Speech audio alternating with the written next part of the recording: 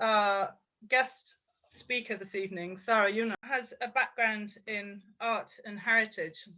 She published a short story in this volume that is called Mzungu, and it explores her growing up a Mzungu, or it draws on her experience of growing up a Mzungu and explores themes of white privilege and saviorism in Kenya.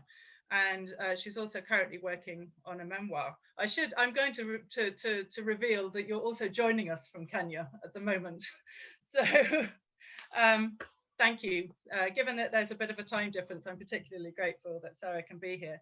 It does mean that she can't stay for the whole proceedings, though. Sarah also works at the National Museum as a youth engagement coordinator in a project called Hands-on Heritage. So if there's anybody under the age of 25 here and wants to catch up with that project, please let us know and we'll put you in touch. Thank you very much for joining us, Sarah. Thank you, Kirsty, and hi everyone. So yes, like Kirsty said, I published one short story. So I'm not at all feeling like a fraud tonight, sitting here talking about writing and literature. And on top of that, I wrote about the experiences of a white woman in Africa, which is a bit of a trope. There's a lot of this kind of literature out there, and usually it's quite ugly. So today I was asked to talk a little bit about what it means to be transcultural and how that influences my work and the stories I tell. And so I'm coming at this now from the question of, do we really need another story of a white lady and her experiences in Africa? And why should this happen? Why should I even write a memoir? Which is honestly just because, yeah, the founder of Pherthyn bullied me into it. So I wanted to start with the idea of the transcultural. And with the word itself, which I think the shortest interpretation I found was that it relates to or involves more than one culture, and it is cross-cultural or crosses cultures. And because I'm quite obsessed with languages, so I speak 4, and I have this habit of kind of tasting and feeling words, I wanted to think a little bit further about the word and what transcultural feels and sounds like to me. So the first association that came up was trans, as in transgender, as in transforming to show a true identity to the world, or maybe something. What would that mean within like a cultural environment? And the next thing that then popped up was Rachel Dolezal. I don't know if all of you have heard of that lady. There was a story, I think now over a year back already, of a white American lady who tried to claim a cultural identity to be Black American that clashed with her ethnicity. Or is it trans, as in the Latin root of across or beyond, as in that thing of being a citizen of the world, which is itself a concept steeped in whiteness and privilege? Or is transcultural thing as in transcending, like actually transcending and crossing cultural boundaries? And with all these reflections, I felt a bit uncomfortable with the word, with the concept of transcultural. At the moment, like Kirsty said, I'm back in Kenya, where I grew up from the age of 9 to 21. And if there is a place where I realize that I can't transcend, it's definitely here. I'm currently in Nanyuki. So even if I walk down the road through Liki village, which is a bit of a semi-informal settlement, where there's a few built houses and shops, but also a lot of just shacks, wood and corrugated iron sheets, I cannot transcend as I walk down the road. I cannot go unseen. I cannot blend. I cannot cross into different cultures simply because of how I look. I am white, I'm a Mzungu in Kenya. And then when I reach wherever I'm going, and maybe I'm going to a shopping center or to a restaurant, again, in Kenya, usually places are gated. So there's going to be an askari, someone at the gate, a watchman. And again, I realized that I cannot transcend in the way that these watchmen will then respond to me, walking to open the gate so that I don't have to walk through the servant's entrance. And so I think the idea of transcultural is something that can itself be critiqued, because I cannot pretend that my culture sits outside of how I'm seen and how I'm treated. And I can't pretend as a white fair-skinned person that I exist in a neutral space, as though culture is a theoretical scaffolding that sits outside of my lived experience. And I found a quote that says the same thing, that the term itself can be seen as ethnocentric, in the sense that it implies a worldview of the other person being different from oneself, rather than how one is different from the other. So the risk of all these concepts is that the white ethnic group is viewed as the norm, against which comparisons of other ethnic groups are made. And yeah, we moved to Kenya when I was 9, and I remember my predominant feeling at the time was shame, and of standing out like a sore thumb and definitely not belonging. And I think this feeling is something that hits a lot of Mzungus. Mzungu is a term which is used in East Africa. It's Swahili, and it comes from Kuzungu, which is moving around or shaking around. So a Mzungu, a white person, for some reason is described as a dizzy person, which I think is quite funny. So anyway, many Mzungus feel this feeling of being out of place when they suddenly become a minority, like I did at the age of 9. Like suddenly I was a visible minority, and there's different ways of reacting to that and compensating. So a lot of Mzungus in East Africa, from my experience, become experts. Expats are always expert on a subject and will lecture you endlessly. They create their own expat bubbles where they don't have to mix too much and where their own otherness isn't thrown back on them in the same way. And the opposite of trying to become part of the other culture also isn't really pretty. I've seen enough examples where maybe through marriage, through partnership, white men and women thought they could become another Maasai, or they could become part of this other culture. And often when it's done thoughtlessly, it looks more like cultural appropriation than it does like cultural assimilation. So I think whiteness was something I had to address at a very early age. And I realized also that it's something that cannot be undone. It's not a mantle that we can take off. It's not something that we can shake.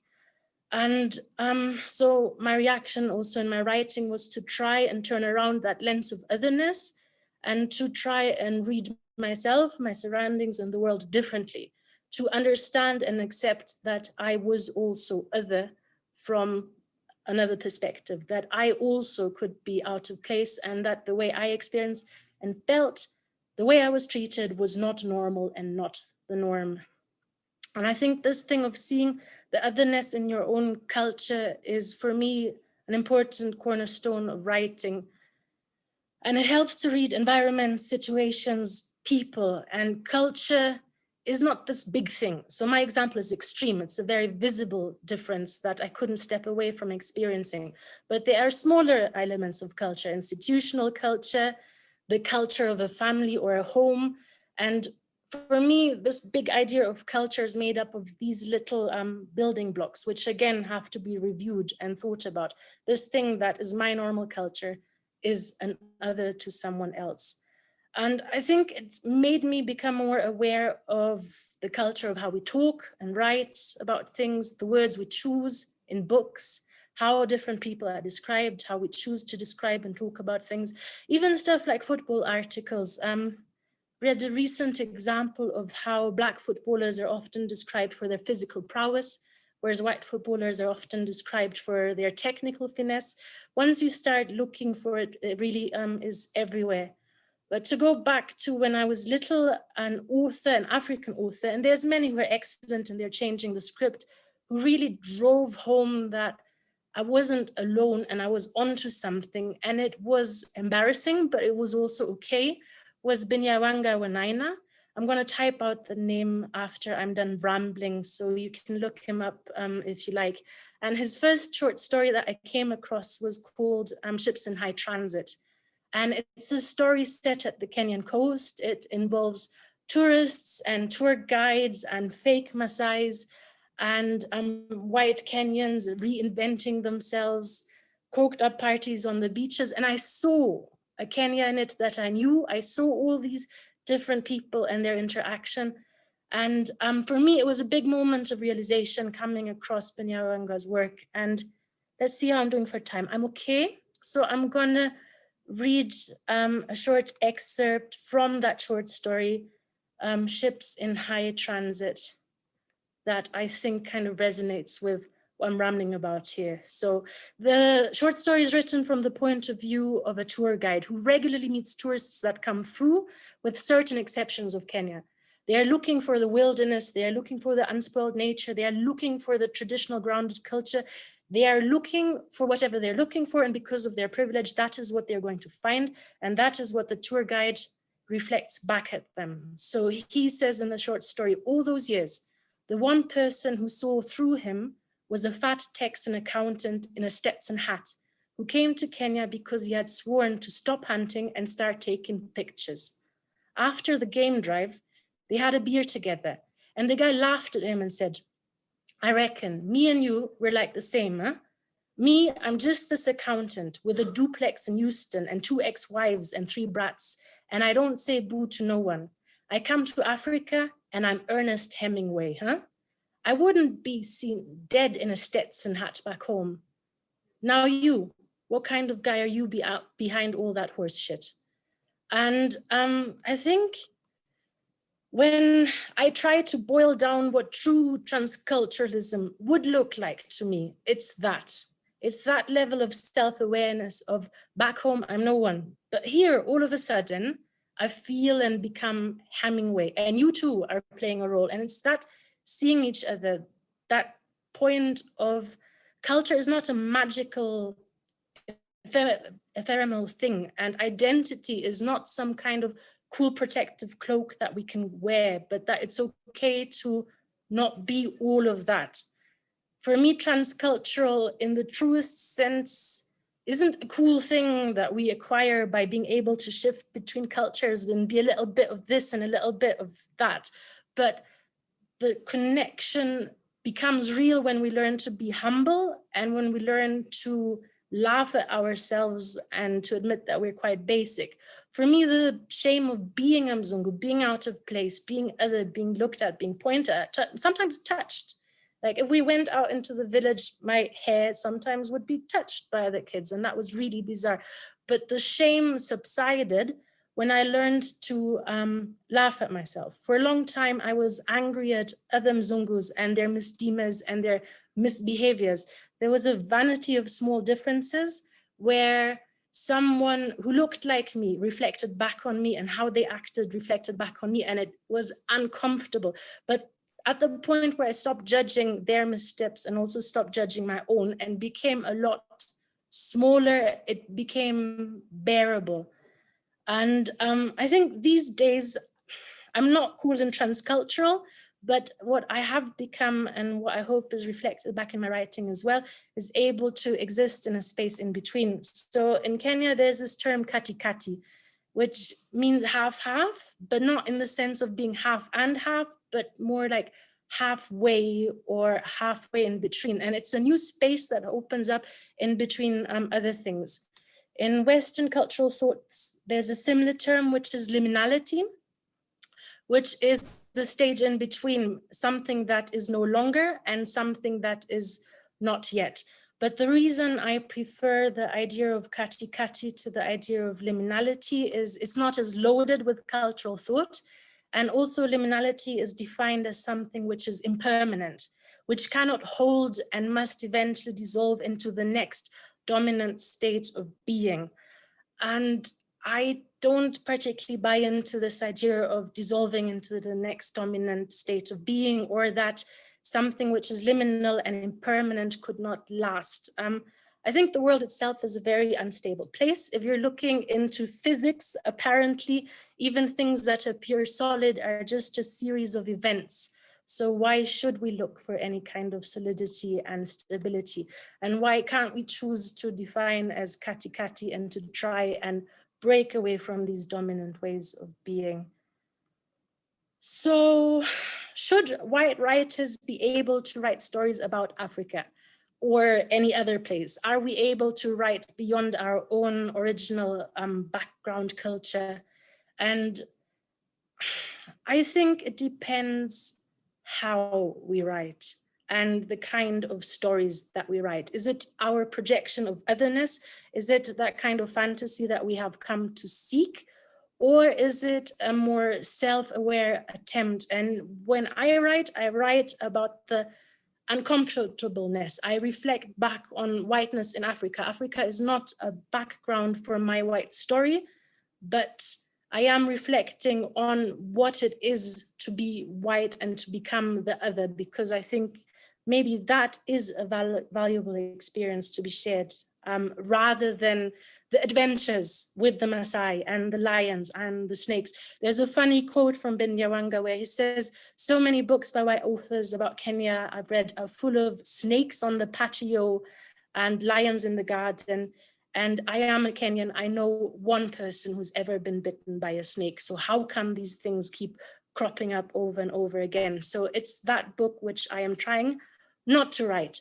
And this idea of being self-awareness and having a level of reflection of who I am, what I know, what my cultural background is, and which point I am writing on is very important, because the author itself, himself or herself, cannot be invisible, cannot be normal, and cannot be transparent. It's always a point of view, and somehow, at least that's my opinion, that should be apparent. And I think then we are okay to write, then we are okay to take the next step forward and to go on that journey and to tackle all these difficult questions. But everyone has their own journey. And this doesn't just apply for like transcultural or between different ethnicities, but it can also apply to gender, to class, to any lived experience where our experience differs from other people's lived experiences. So for me, that's like a point of constant reflection. But your writing and your exploration is your own. And who am I to tell you anything after one short story? And thank you for having me today. And we've got another 6 minutes or so. I can read something from the memoir I'm trying to write, or if there's any questions, I like talking to people as well. So you decide. I'd love to hear something that you are writing at the moment, if that's okay. Okay. Let's see. There's a bit where I cry my eyes out because I don't have a traditional dress in school, where I'm one of the only white kids. Or there's a bit where I visit my best friend and I'm forced to eat mountains of eggs because I don't know how to say no. There's also a bit where I try to straighten my friend's hair, who's Kenyan, and I try to get braids and it goes wrong. Maybe that one, I think. 1 second, I'll just scroll down.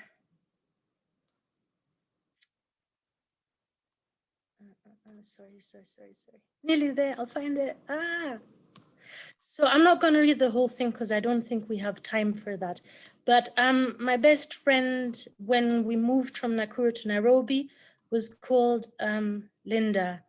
And she was Kenyan, but she was adopted. So she ended up in a German school. I'd been put into a German school at that time.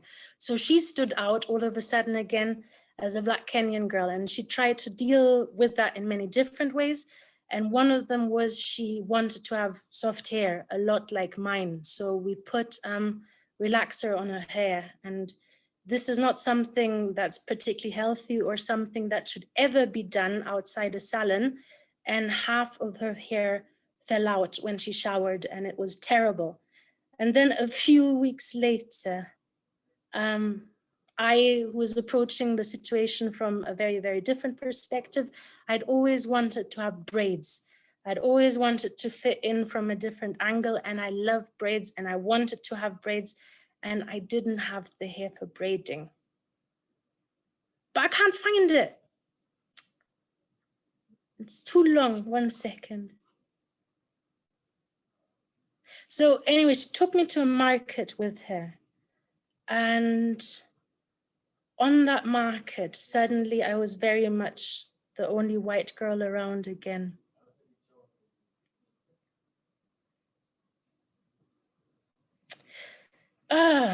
Sorry, now I'm like, oh, do you want to hear it? And then I can't find it. There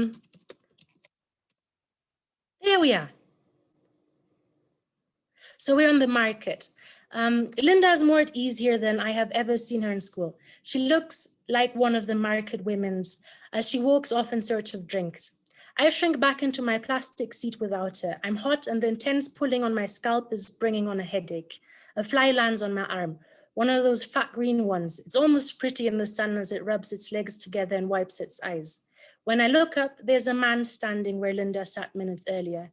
His clothes are bleached, grey-brown, tattered, the standard uniform of the street dweller. His hair is long and twisted, unruly dreadlocks fall over his shoulders, and the nails on his hands are long yellow claws. The lady behind me kisses her teeth in disdain. Mungiki, she mutters under her breath. The Mungiki are a secretive organization in Kenya, and by this I mean a gang. Mungiki in Kikuyu means united people, and they usually sport dreadlocks, reject all things Western, and believe in a return to African traditions, which is great in theory, but in practice looks a lot like gang culture and extortion. As at the time, they were running Nairobi Matatu networks and had an unchallenged stranglehold on informal slum properties, construction, and protection money. There were rumors that they acted as paid muscles for a number of high-ranking politicians. Either way, they paid off the police, and the uniformed forces would usually look the other way. To some, Mungiki are revolutionaries who bring income and order to Nairobi's most deprived areas. To others, they are drug-consuming tribalists, paid thugs who practice dark magic and advocate for female circumcision. As a Mzungu 7th grader in one of Nairobi's international schools, I didn't really have an opinion on the matter, but the gentleman had opinions on me. Mungiki whips out a cowtail fly sweater and spits a gob of miraa juice on the ground. He's a skinny man, but when he speaks, his voice carries across the little square and people sit up to listen. He's got a velvety baritone that carries across the small square. His eyes are full of fire and he stands tall like a preacher. Mungiki points towards me, sitting on my battered plastic throne, my head held in place by the deft hands of the market women. Mzungu ni shetani, ni mgonjwa, ni yetu ni mgonjwa. Which basically translates to Mzungus are devils, they bring bad luck, they're devils, they're Satan. Linda is back and hands me a bottle of soda. It's lukewarm. Pole, they didn't have cold. She looks at me strange. You know what he's saying? I shake my head quietly. He's saying you're the devil. The market moves around me as Mungiki continues his sermon. I can only pick up words from his mixture of Kikuyu and Sheng. No one reacts, neither to jump into action and chase the devil out of the market, nor to stop this grown man from berating the Mzungu child. The whole scene hangs in an uncomfortable equilibrium. Mungiki's words flow out as he chews, spits, and whips the air with his cowtail, and I sit motionless as the aunties continue to pull and braid my hair. Linda's eyes are glazed over and she sits at a slight angle, looking away from me, gazing into nothing, waiting for her braids to be finished and the weird long afternoon to end. Eventually, Mungiki loses interest and walks over to the corner by the pile of rotting vegetables to release himself against a wall. He searches eye contact with me as he whips his thing out, and I lower my gaze to avoid his eyes, looking at it instead. Mungiki gives a throaty laugh and swaggers off, his dreadlocks trailing behind him like whiptails. That night when I get home, a small halo of soft hair is already unraveling from my cornrows, and the scalp in between is pink and sore. I look silly, like a tourist. I cry as I pick out the braids one by one. The sunburn on my scalp burns as I shampoo the smell of the market out of my hair that evening, and strands of hair wash out with it. So very much a failed attempt at trans-culturalism. Thank you for your time. And yeah, that one's a draft. It's not finished yet, but thanks for your time, guys.